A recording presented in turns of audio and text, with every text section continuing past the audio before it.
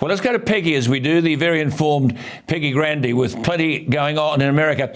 Peggy, lovely to have you on the program every week. I know this is almost a universal problem, cost of living, but to reassure Australian viewers that we're most probably better off than we think we are, how does Joe Biden argue that he's a grip on the economy when grocery prices are up 11.3% from last year, gas is costing $1 a gallon more than when Biden took office, year over year, wages have been negative for 22 months.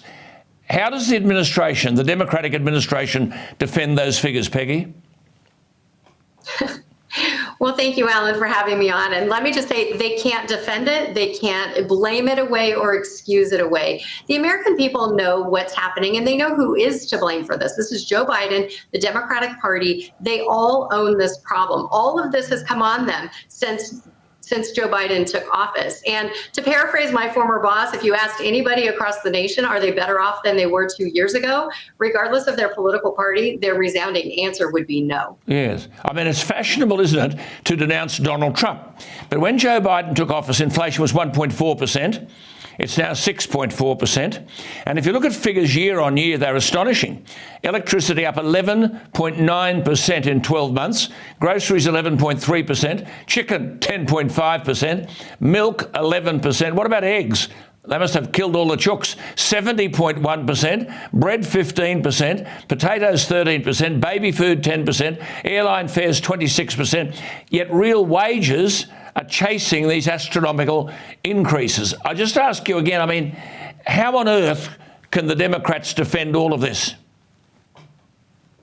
They can't, and they keep thinking if they say it often enough that the American people will believe that it's true. But all the things you listed are things that everybody is feeling in their pocketbook. These are kitchen table issues. They don't play well for the Democrats. And whether it's travel or whether it's the basics like eggs or gasoline, the American people are feeling this. And so even though they may not know the ins and outs of the policies, they know the impact of those policies. And this administration is not able to cover that up. The people know. Absolutely. So you and I talked last week about the State of the Union address, where Joe Biden accused the Republicans of wanting to slash spending in Medicare and Social Security. Now, they're not, and that's when many in the audience shouted liar. Let's though have a look at this clip. This is Joe Biden on January 31, 1995. Have a look at this. When I argued that we should freeze federal spending, I meant Social Security as well. I meant Medicare and Medicaid. I meant veterans benefits. I meant every single solitary thing in the government.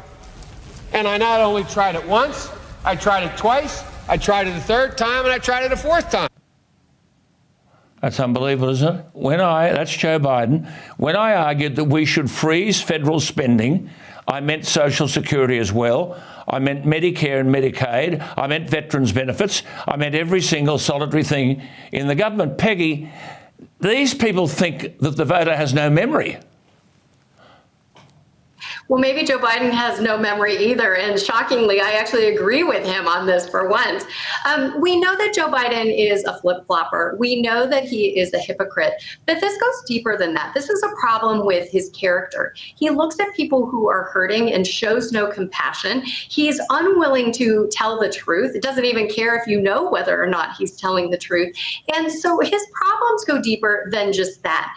And regarding the issues of Social Security, Medicare, and Medicaid, those types of massive government spending items.